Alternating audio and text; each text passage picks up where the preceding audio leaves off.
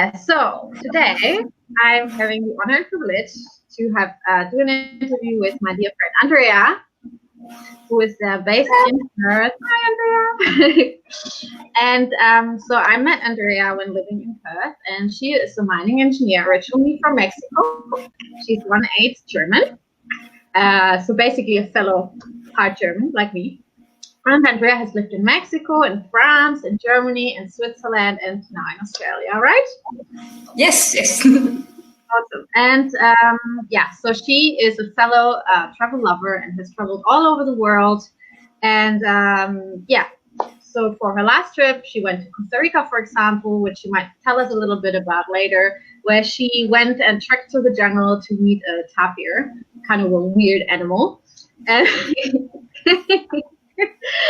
Andrea and I met in Perth through the small business I had at the time, which was Spanish classes by Up Your Life. And so I was teaching her now husband Luke Spanish because he wanted to impress Andrea's parents in Mexico. And I met Andrea through him, and it was basically friendship at first sight. And yes, up to this day, she is one of my favorite people on the planet. So I'm super stoked that she's here. And so without any further ado, let's get to know this fantastic human and fellow traveler. Yeah, I hope I got that all right, Andrea. Oh, that was such a nice introduction. Thank you. I'm glad to hear that. So Andrea, first of all, I wanted to know, how did your love of travel actually come about? Like, what happened? Like, as a little child, did you already think, oh, I want to go out and explore? Or did someone inspire you to travel so much? Or how did that come about? I think it was little by little. Because when I was little, I remember really wanting to go on holidays. But, like the family holidays where you go 1 week to the beach and stay in the same place. Mm-hmm. And then from then on, I was like, oh, I really like holidays. And my aunt, she's an anthropologist and she loves art and history. So she organized a trip around Mexico, the southeast. She's like, oh, well, Andrea, come along. Yeah. And it was amazing. It was like nothing I've ever done before because we didn't stay in one place. We didn't have anything booked, really. We just knew where we were going to be at the end. And in the middle, she was like Googling for hotels. Back in the day, it was pretty cool. And we were traveling around. And I realized how cool it was to not just travel and stay somewhere, but to travel around. Yeah. And then when I was at university, the same thing happened because I met a lot of new people. Most of the people I went to uni with, they were not living there with their parents. All of them came from Thailand, South America, even some places in Africa. So everybody was very keen to travel. Yeah. And we were just organizing trips, and you start seeing how easy it is, really, because it took 3 days to go somewhere. Yeah. So I think from then on, it just started growing and growing. And now I, book holidays 6 months in advance and wait for them, and you're longing to go somewhere. So that's how it started. Yeah, that's awesome. That's so cool to hear because I actually hadn't heard that story in our friendship before, like how that actually happened and the role your anthropologist aunt played in there. So you definitely had almost like a kind of travel mentor there, who inspired you to get that out of you, That's pretty cool. And what's actually something that you would say you love most about travel? Like, what is it exactly? Is it the adventure of it? Is it like, I don't know, how it expands your horizons, or what is it you really love about it the most? I love exploring. That's my favorite bit. Like, I don't plan to the T like what you're doing from one moment to the other. But I just like walking around, seeing the streets, the food, always try something different. And you get to know the culture because most of the times when I go somewhere, I'll be honest with you, I'm very bad at history. So everything I learn on the spot. Yeah. So that's pretty cool. Like when we went to Fremantle, when we went to the fort, and you're like, oh my God, I had no idea this was here. So I really like that exploring side of things. Mm-hmm. And I'll always have things that I want to do and I want to visit, but I love just getting immersed into the architecture of the place and the whole atmosphere, really. So that's Yeah, That's that's so right. cool. So it's basically like a mix, right? If I got it right, so that you like preparing a little bit or having a kind of a vague idea or some pointers, but you don't kind of like to go too deep before you actually go to the place in terms of history or background, right? Yeah, yeah, Mm. exactly. Yeah, that's awesome. That's kind of, I think that's a very inspiring way to travel because it also, I guess, shows that you have a very open mind and that you love that part of just being, surprised by something. Mm. And even the journey, like when you go from point A to point B in a train and you like look outside on the window and it just looks amazing. You feel like it's so cool. I really Yeah, love that. I Yeah. know. It's almost as if like, yeah, I don't know, it expands your whole sense of self, right? In a way. Like it also almost brings you in touch with maybe parts of you didn't know, or it just Mm. expands, I think, your whole way of being in the world, right? Yes. And you don't have any worried at all. So you're just like sitting there taking it all in. So Yeah, that's beautiful. I think that's also great about you, Andrea. I think that would be different for different people. Some people would maybe be a bit more, anxious or a little bit more like, ooh, what's going to happen? So I think you are actually a person who might be especially comfortable around change, right? Because yes. travel is a lot of change. Yeah, no, definitely, definitely. And you look forward for it, really. Like, Yeah. it comes to a point where you're like, "Oh, I need to do something with my life. I'll become boring." Yeah, I totally get that. I feel like really traveling is such a great way to spice up your life and to really, just get in touch with your awe, like, and your kind of wonder, like you're like, oh, the world is so amazing when you travel because you get to see all the variety of it, right? Yes, yes. That's awesome. So, from all your travels, and you have done a lot of them, what were some of your most memorable travel experiences, you would say? Um, I think just one, or Or like, yeah, just share a few if you want to, like whatever yeah. comes up to you. I think the most memorable one Mhm. was with two Mexican friends that I met overseas. So they were doing 1 year abroad, and they Yeah, were from the north of Mexico. And yeah, because they were only there for a year, they wanted to do, the whole Europe thing where you go to the Eiffel Tower, go to Madrid, go to this, and they wanted to do all this. And they just said to me like, "Hey, you speak Spanish, you're from Mexico, you're a friend, come along, do you want to come with us?"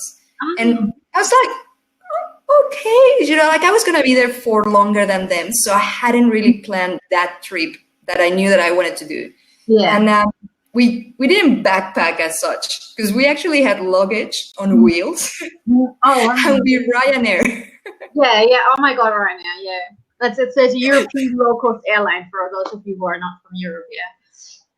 Yeah, and then when we were planning the trip, because we were all on a budget, Hmm. we were taking like the very very early flight so that we could sleep on the airport Yeah, and yeah. save like the one night accommodation. And it was so memorable because we, in the space of I think it was 2 weeks, we did everything that you see on the Europe travel book. We did it, and we had so much fun doing it. And it No, was the first time, and yeah. something that I really wanted to do, but I thought like somehow it was going to be hard, Hmm. because you're like, oh my God, you're doing a Europe trip, which was maybe 5 countries, can I remember?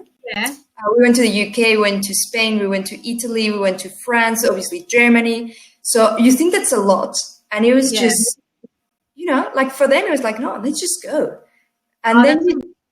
yeah, once you do it, you realize that it wasn't hard at all. You're like, oh my God, I what I think was that's waiting often for. like that, right? Like we just in our mind we just kind of paint a certain picture and we think like, oh, this is so fucking hard. Oh, sorry. So really hard. I know in America they always beep out when you swear, so sorry about that.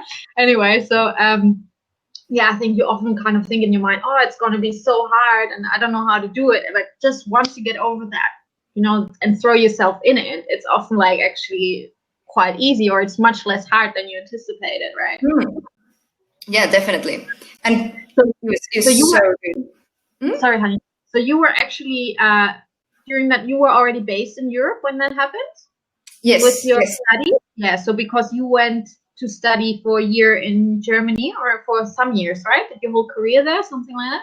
Yeah, so I did, oof, so 5 years in Europe in total. And then it was 2 years in Germany, and then the rest, or 2.5 in Germany, and then the rest in France and Switzerland. Yeah, awesome. So cool. Like, I love that you actually did that, that you actually, had some years there, some years there, and you really had the whole European experience in that sense and had enough time to really explore, because there's so much in Europe. Obviously, there's around 50 countries or so. So there's so much to explore there. So did you on that trip actually had to, when you said UK and Germany and I think, did you say France as well? With the 5 countries you did on the 2-week trip, did you actually go to where people would think you go, like London and all those kind of major sites, or did you also go to some, smaller places and things like that? So this first time, we did the touristy stuff, like by the book, the picture outside Buckingham Palace, the picture outside the Eiffel Tower. So yeah, it was all the very touristic stuff. Yeah. But then when you get to go back, so that was the first time I went to these places. And when you get to go back is when you start thinking like, oh, you know what? I want to explore a little bit more. Yeah. And go a little bit off the beaten path, I guess. Yeah. Yeah, for sure. So, and from those, that trip was very by the book. Yeah, but from those 2 weeks, like, what did you love the most? Was it like location wise? Did you have any place that kind of specifically called out to you, or you were like, oh my God, this is like my favorite, or did you kind of just enjoy the whole experience of it? I think Barcelona was like, that was towards the end. So we were a little bit tired of, doing the whole thing that you're supposed to be doing. So then we just took it easy. We did the very touristic stuff, went to La Sagrada Familia and all that. And then we just were like, let's just take a bus and relax. And that was nice. I think it just felt, I love the architecture. I love the food. Yeah. That's one of the places that I remember the most of that trip. I agree. I find, like, I've been to Barcelona a few times, and I feel it's a very distinct place, right? With a whole architecture from Gaudi and the whole Catalan background. Yes. As a Spaniard, I must say, like, for me, Barcelona doesn't even necessarily feel so Spanish. It feels much more like, a place unto itself, or very international kind of place, which has a very different vibe to, say, southern Spain, where I'm currently based, or even Madrid, where I used to study. So Barcelona is a very, very interesting and distinct place for sure. I agree. Yeah, I love it. And I love Gaudi. So I visit all these buildings that I could. Yeah, I mean, fantastic architecture. Yeah. Yes. Very, very kind of, I don't know, like, just inspiring and very, I don't know, kind of gets your creative juices flowing to be around that kind of architecture, I find. Right? Yeah. Like, just inspiring. And, I have a question that actually just came up now when you were talking to me, which is like, do you actually find that your style of traveling evolves with you, like, kind of as you grow older, or, as you have more travel experience? Do you actually find that your travel style evolves and adapts as well? Like, do you maybe have now different preferences than you had 10 years ago or so? Yes, definitely. Because when you first go somewhere, like, even the ideas of where to go change. So when you start, you go by the very normal stuff that everybody does.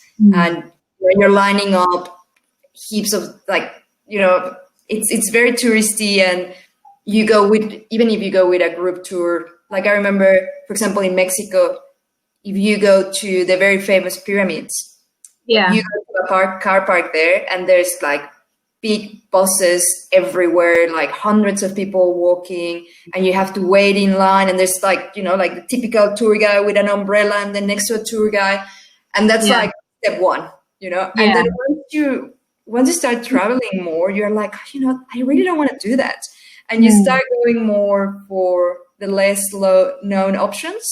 It's not really a secret, like, a lot of people go there, but you start probably taking more time, putting less things on the itinerary.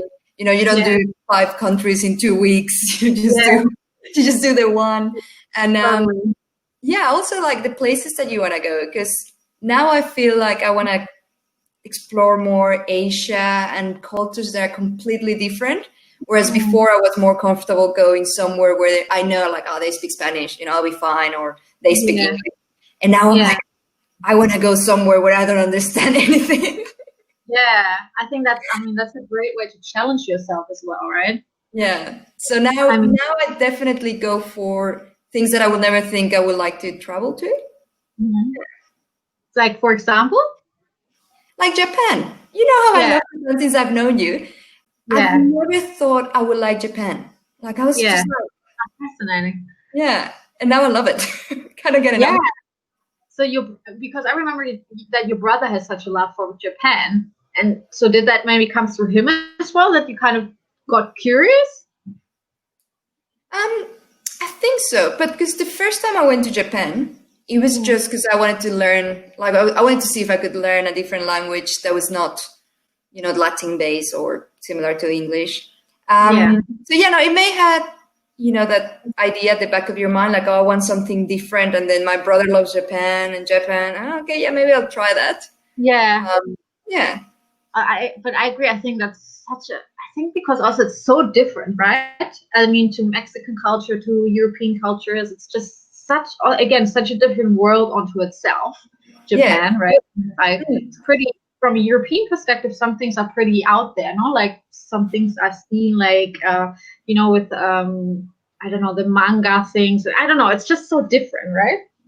It is. And it's, it feels like you're in a different world, to be honest, Japan. Yeah, some places, not everywhere, but some places it's like, untouched by centuries. It's just... Now, I love it with Japan. I'm actually quite intrigued by it as well. So from the place, because how much time have you spent in Japan when you were traveling? Because you went for quite a while, right? Yeah, so the first time I went for 2 months. For 3 months or 2? 2 months. Oh, but that's awesome. That's quite a good time to already get in touch with the culture, I find. Yes. So I did 1 month in Kyoto, and I signed up for a Japanese course that was every day, so Monday to Friday, and that was amazing. Absolutely loved it. And Kyoto, like, you cannot see everything there is to see. I think at the end, I was just taking a bus and like getting off there, and you'll see temples everywhere, just walking on the streets like crazy. That was the first time. Then the second time we went there for skiing, and we did a bit of a tour. So just started in Tokyo, and then went north of the main island to the main region. The thing is called Akita. Yeah, and that was amazing because then you get to see it in winter, and things in Japan never stop. Like, you think, like there's so many meters of snow. There's nowhere there's a bus. Well, guess what? There's a bus. So we were traveling with the train and the bus, and it was just like snowing down, and that was amazing. And then the third time, we sort of made the mistake of going to the very Australian place in Niseko. So that was good, but I thought it was too Australian. Yeah. But so there were lots of Australians there? Yeah, because it's very famous for like skiing and snowboarding. Okay. So yeah, a lot of Australians. It was it was okay, but not as good as the other place. But not as intense as Bali, right? Or what's that? It's not as intense as Bali, though, right? Like, so many Australians there. Oh yeah, no, not as bad as Bali. Like, I think for some people it would actually be a plus if they get to see Australians and Japanese in one place, like people who don't live in Australia, so it would be, yay! I mean, some lovely process. But that sounds amazing. You actually make me want to go to Japan, and I think probably a lot of people who might be listening to this will also feel like, oh, I got to check this place out now. So you're a great ambassador for Japan right now. Oh, nice. Go to Japan. So would you say Kyoto would be like one of those places that you should definitely go to when you travel to Japan? 100%, yes. Okay, cool. Yeah, it sounds amazing with all those temples, and probably a place of that's quite connected to the original Japanese culture, right? It is, but it's also very modern. Like, there's a lot of industry there. Yeah. I think. Yeah. but you get these like very secluded places, and as soon as you walk through the door, you forget about the city outside. So Sounds it's very amazing. Yeah, it sounds also like it's just I get the vibe from it that it's a very peaceful country, right? As well, in a way, like just with all that culture of meditation and Zen and all these things, no? yes, people are very nice. Yeah, and Yeah. polite people and stuff. Ah, that sounds so nice. I just want to head off now. Bye, guys. I'm going to pretend. That's so nice. So, I also wanted to ask actually on a different note, like, what's the funniest thing you ever experienced while traveling? Do you have a kind of story or something where you like, where you just think, oh, that was so hilarious? Like, I do. I have many. When you told me you were gonna ask that question, I was like, oh, I need to think of a good story. yeah, So this one is it's like just bear with me. I think it's very funny. yeah, So no, for sure. I'm um, looking forward to a it. friend, like one of my best friends from university and me, we went to the south of France to do our vacation work. And at the end, my friend wanted to buy a car so Yeah, that we could travel around the south of France. And yeah, I was like, yes, of course. And she bought a car with 400 euros. yeah. That you can imagine. It was like, it's a little Fiat. Mhm. And then we were like, well, you know what? We can sleep in this car. Yeah, okay. And then we started our trip. So we started in Marseille, and Mhm. then we finish in Biarritz, which goes like right next to the border with With Italy? Spain. Oh, So with Spain. it's a long trip, like at least 2 weeks sleeping in this car, Oh and my God. we didn't have the money. So when we stay in hotels, it was like a luxury. Then Yeah, it turns out that the car yeah. could not start on first gear. Oh, So we had to park it always on a hill. oh no. So we could start the car on second gear. Yeah. And one day we couldn't find a spot to sleep on the car that was on a hill. So we ended up just like, well, we're just gonna go to bed and we're gonna see what happens the next day in the morning. Oh my God. Okay. we parked the car, it was dead flat, went to bed, and I remember because we were taking turns who sleeps on the back seat, because the front seat obviously had the handbrake on. So you were like sleeping like that. Oh my So God. Yeah. we woke up and then we couldn't start the car. And then we just like asked some random people for help. And we ended up having 3 people pushing the car while my friend was in the driver's seat trying to get the car started. And once it finally started, it came out with this black smoke. And we were all so covered in smoke, including the people that just help us. No, So that was that sounds like in a comic. So they were all full of black smoke or something. Oh no. and we couldn't do anything because if we stopped the car, we could not like keep going. So the guys were just like, yeah, go. Oh my God, that's amazing. But it's good that we're friendly people, right? Oh my Yeah, no, they were very friendly. Yeah, And it was. my friend eventually drove the car back to Germany, right? And it was a whole mess because you cannot drive that car in Germany. It's not doesn't Yeah, I can meet any ecological standards at all. Yeah. So yeah, she had to pay somebody, I think, to dispose of the car. Oh my God, but that's one of those things you do, right? Like in your 20s Yeah. when you study, or you just like, oh, I just don't have the money, but I really want to travel, so I'll just make it work, right? Yeah. And I think I love that story. It's just really, it just shows that when you tap into that, let's just see what happens mindset, you can always find a way, and you often actually have the most fun experiences, just because you just go for it and you just throw caution a little bit to the wind. And I think that's actually something you can do at any stage in life, really. You just have to kind of get to that mindset, I guess. Yeah. Right. So, I mean, is that what would you say to people? Because, I've come across people who say, and I totally get that, that they've always kind of wanted to travel, but they felt they didn't have, or they didn't actually have the funds. so they didn't have the money. So what would you actually say to people who say, I feel I don't have the funds to travel? Is there some advice you could give them, or some ideas or something from your experience? You can spend as much or as little money as you want when you travel. I think if you start with, a 3-day holiday, that's more than enough. And you don't have to go to the other end of the world. Like sometimes there's a lot of stuff you can do just right next to where you live. And I remember when I was really, really on a budget, like free walking tours, I think in Europe. Yeah. So that's such a fun way of doing things. Here in Australia, we did, I think it was only maybe $400. And it was a little van that will take you along the Great Ocean Road from Adelaide to Melbourne. Yeah. But it was like a full-on trip. We did heaps of stuff. And that was the same price as getting an airplane, right? So there's always cheap ideas, I think. Yeah, I agree. Yeah. And I actually remember you and me talked about these cruise deals as well, right? Like there was this page online where you could get the most amazing cruise deals, because you did this cruise in the Caribbean or something. Yes. And that was so nice. Yeah.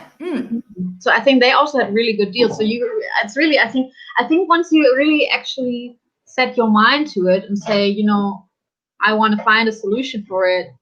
The mind is such a powerful thing. So I think if you really commit to it and decide, yes, I want to really travel, and you kind of leave the buts and the doubts a little bit aside, and you just get really focused on it, then you'll also find ways to, to make it happen, or just, solutions will appear. You will see them because you set your mind to it. No? Thank you so much for sharing that. I love that you shared those suggestions with us as well, because I do always feel like, I'd love for everyone who actually wants to travel to actually give it a go. Because we both know, you and me, Andrea, that travel is, I think, one of the biggest pleasures in life. And as you said, I agree that actually I think travel can even be a mindset in a way of exploring, and you can, get to know your neighborhood even better, get to know your city, and just have that travel mindset and say, okay, I'm going to take, check out a different area, just see if there's something I haven't explored yet in the area I live in. Those are the first steps you can also take, and that's always possible. Definitely, yes. Yes, I love that. So I also wanted to ask you, how do you feel that travel has influenced you as a person? How do you feel it has, helped you grow or change even? I think because as you know, I love traveling. Yeah. It really gives a different value to your free time and your money, I think. Because, it's not that I hate shopping clothes, but you see things a little bit different, and you value the money that you save differently. Like, I love food, so I would spend a lot of money on food. Like, if you see my Uber Eats bills, they're like through the roof, right? It's like, what are you doing? But different things, I say like, I could go to Bali for this money. Yeah. I'm not buying these expensive shoes. I'm not buying these expensive, stuff. And also your free time, because, as I work now full time, and, you have to apply for annual leave and all that, really makes me value more when I get the chance to travel and do stuff. So I think as a person, I tend to really long for traveling. And I love the research. I love all that. Makes me a little bit more organized, I think, as well, because you have to plan ahead. Like, if you're going to go somewhere, you do it 6 months in advance. I don't necessarily plan what I do there, but I do plan going there. So I'll say a bit more organized, a different value to my time and the money I spend, I guess. Yeah. Yes, for sure. No, 100%. I agree with that.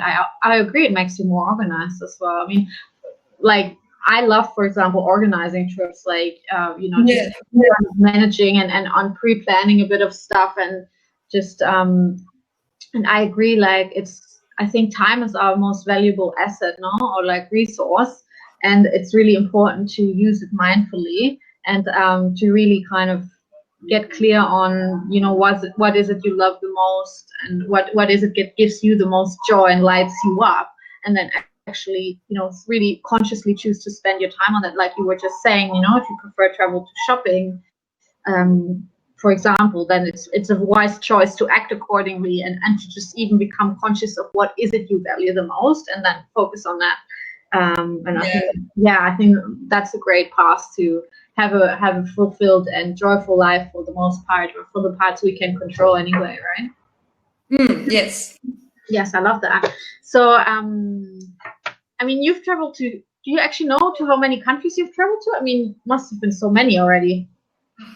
I don't know anymore, to be honest. I lost count. That's pretty cool. And so from all those travels, could you actually name like 3 favorite travel destinations, and maybe your favorite things to do there? Yeah. Well, at the moment, number 1 will be Japan. Yeah. Definitely. And I think if anybody goes to Japan, they must try an onsen. Okay. It's a little bit daunting because most of them you have to go naked, but it's fun. They're men and women. Hot springs. Hot springs. Okay. Yeah, the hot springs in Japan, they're a must. Most of them as well are outdoors.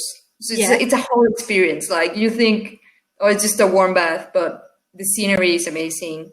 Yeah. The settings are amazing. So definitely onsens, the food, and temples. Oh. There's so many temples to choose from, but yeah. Sounds so good. You cannot go wrong with a temple in Japan, whichever temple you go to.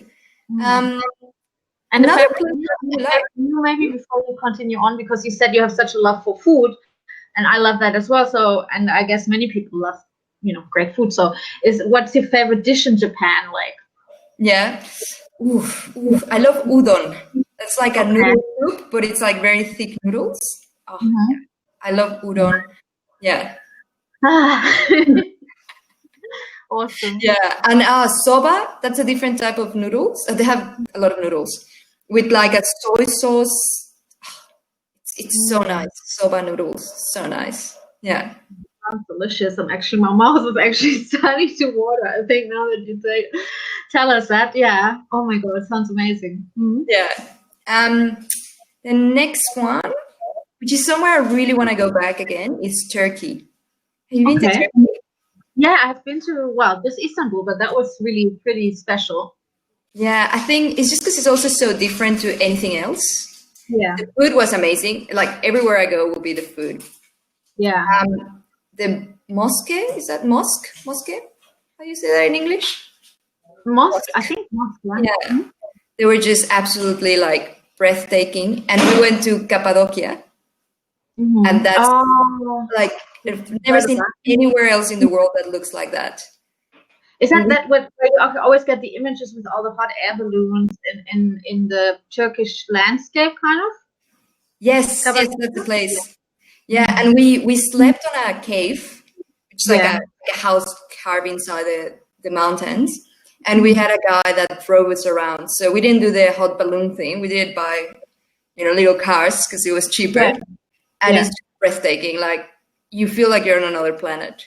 Definitely. That's good to hear, because that's something I'm going to put on my list for future travels. And I think a lot of people can also, do that as well, because, if they feel inspired to, because just the way you described it sounds that it was like a really unique and worthwhile experience for sure. Yes. No. Istanbul is, I remember Istanbul was really pretty amazing as well, like the Hagia Sophia mosque and Blue Mosque, and just the food, amazing. And I found the Turkish people actually to be very, very friendly and pretty romantic as well. Like, that's kind of what I noticed, that there was like a lot of these love songs on the TV, and there was just this romantic vibe around, I don't know, which I didn't expect, so that was quite interesting. And I think they love telenovelas. Yes. That's Mexican, right? Because in Mexico they love that so much, and in South America. Yeah, they know some Mexican soap operas. I don't know. That's amazing. It's maybe it's just that kind of hot-blooded cultures that are just drawn to the drama, in the telenovela. Yeah, they're like, the missing cousins from the Latinos. I don't know. They're pretty cool. Could be. Hey. And Yeah. is there any other like last travel destination and maybe a thing to do there you could share with us? Well, I'll have to be Mexico. Mexico is Yes, amazing. of course. Yeah. Where you were born. Yes. I love the southeast of Mexico. Hmm. So you fly to Cancun and you avoid Cancun like the plague. It's a Okay. great place because there's a lot of planes and it's very cheap Yeah. to go, but Yeah. it's all very geared towards big resorts, all you can eat, all you can drink. But as soon Yeah. as you leave that place, it's just absolutely beautiful. So Yeah. there are a lot of pyramids. So the Mhm. very famous one, Mhm. avoid that one. Okay. Which Safe one's place to that? go. Which one's Huh? that? The one you should avoid. What's the name of the one you should avoid? Chichen Itza. Ah, That yeah. one is one of the world wonders, I think. Mhm. But it's yeah, Overrated. it's very nice. I think it used to be very nice, but it's a bit destroyed by too much tourism. Yeah.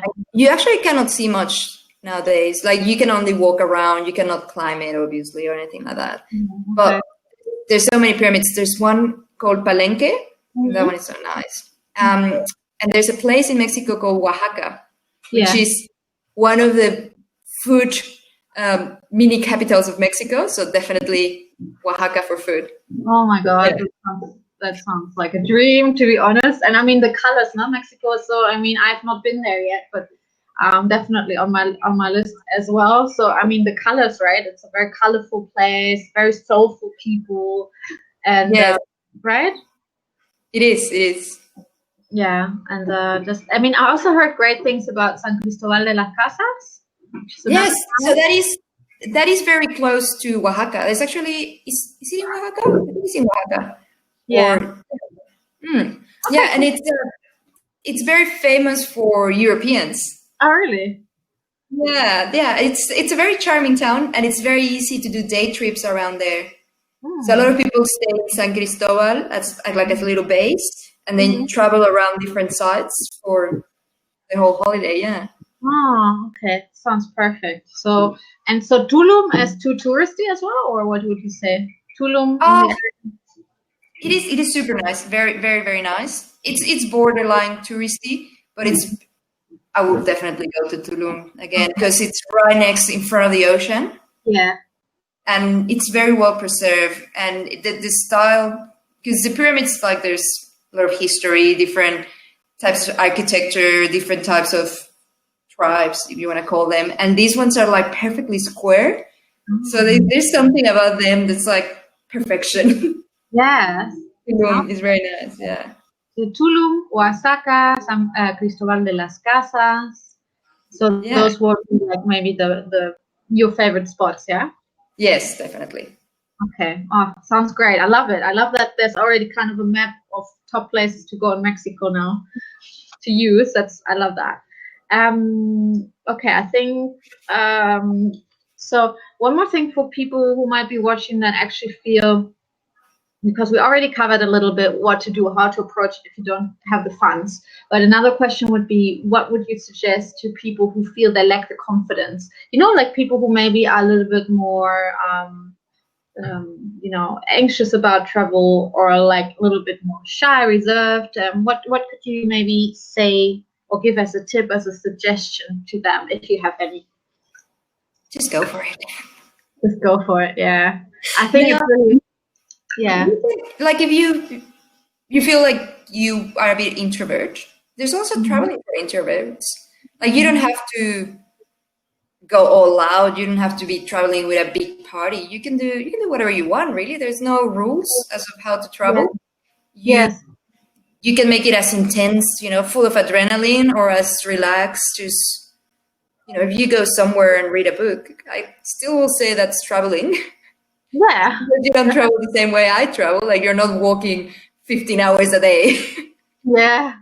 and catching buses. It's fine. I mean, Yeah, I agree. I think that's something I've learned as well, that it's really a good idea to tailor your travel to. I mean, we all, I guess, change, not throughout life. We change and we grow, and our preferences change, and so it's just good to stay aware of that, and then tailor your travel experiences accordingly. Because, for example, in my case, I really used to travel like Speedy Gonzalez. Yeah,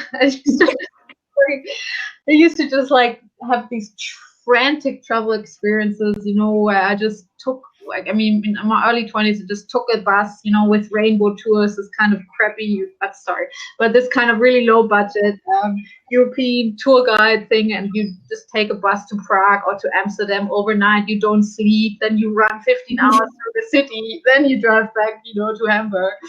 So it's like, I don't want to do that stuff now anymore, yeah?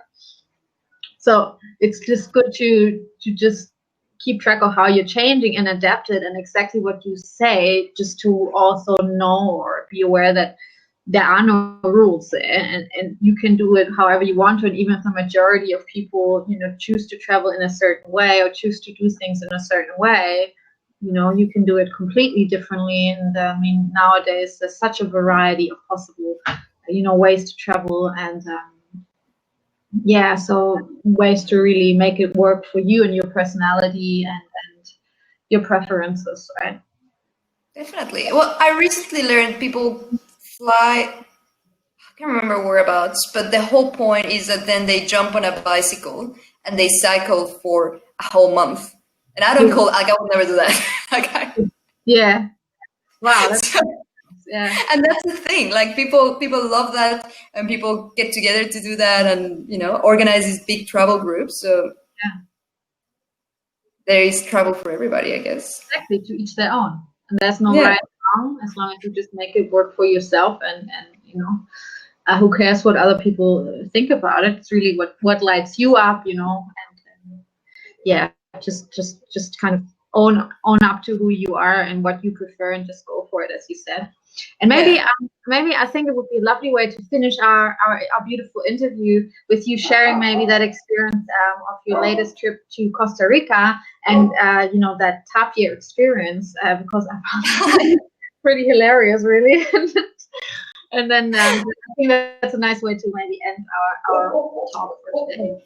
Yeah, so we went to Costa Rica for a wedding of a friend, and then after that we had some time to travel around, and I was just browsing through what's on Costa Rica. Very hard to choose what to do, and then I saw a picture of this animal called the tapir. Yes, and it looks like a mixture of it's not cute. I'll be honest with you, it's not cute, but it's ugly cute. Yes. It's actually like you mix a cow with like an elephant, and then it has stripes. The babies have stripes like zebras. Mm-hmm. So I saw a picture of one of those, and I was like, oh, I want to see one of those. So I just Google like, oh, where are the tapirs? And there's a national park called Corcovado. So I was like, yeah, we're going there. Yeah. Easy.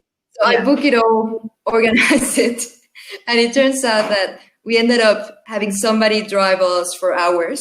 Mm-hmm. Then we took a ferry because this place was so far away. And when we finally got there, you cannot stay on the national park. So we got somewhere close to the national park. We just took another boat, got us into a little bay. And then they were like, well, your hotel is uphill. And then some people helped us with our luggage. And it was like a full-on ecological hotel, no aircon, barely any lights. And we're like, okay, yeah, no worries. Then the next day, we took another boat to get to the national park. Mm-hmm. And we walk. Like, you take zoos for granted, where you can see one exotic animal after the other one. This one we were walking, and the guy had like not a telescope, but like let's call it a telescope. So he will see something, he will put in a little tripod, and he'll be like, hey, everybody, come here. There is there's a crocodile there. There's a bat over there. There's, how do you call this? Oso hormiguero. Is that one of those? Like this type of bear. I don't know how they're called actually, but it's the type of bear with this kind of funny nose, no? Yeah, that eats ants. So that was very rare as well. And the highlight of this experience was to see the tapir. So we are walking, and this is like not easy walking for hours. Yeah. And then the guy was like, oh, guys, I can't. I don't see the tapir. Let's get back. So we're like walking back, and then another tour guide told our tour guide, hey, the tapir is over there. So then the guy just starts running, and we're like following him on the jungle bashing till we finally saw it. And it was very interesting because he was like hidden in a dry riverbed. Okay. It was just chilling, and we had to be super careful as well because he was like okay, this is as close as you can get. Everybody quiet. I'm going to take you. He put the little tripod. He said, I'm going to take you one by one because they're very shy animals. So that's a very nice experience.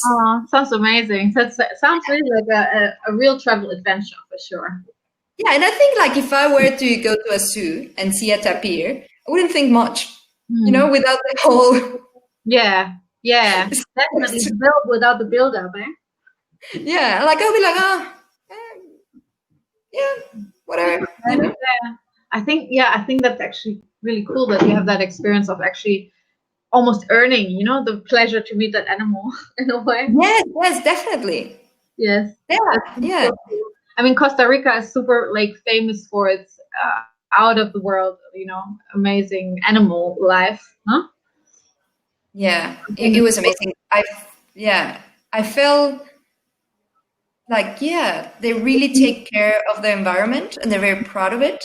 So I do think Costa Rica is a great travel destination for that. Yes, I love that about Costa Rica. I just heard something that's on my mind at the moment a lot is how to, travel a little bit more mindfully or in a more eco-conscious way. How you can offset emissions when you fly, or maybe support some local organizations when you travel, and especially the environment. So I think Costa Rica is also a great travel destination to support because they're so eco-conscious. I mean, just like so many countries can learn a lot about how Costa Rica is handling things in that way, I guess. Yeah, awesome. So, Andrea, thank you so much for taking the time to be with us today, and for that I could introduce you lovely being to my friends and readers at A Gypsy at Heart. Such a pleasure, and I've really enjoyed our talk so much, and I'm sure that people will love hearing about your adventures and your great suggestions. So, thank you so much for that. Thanks for having me. Yeah, I love it.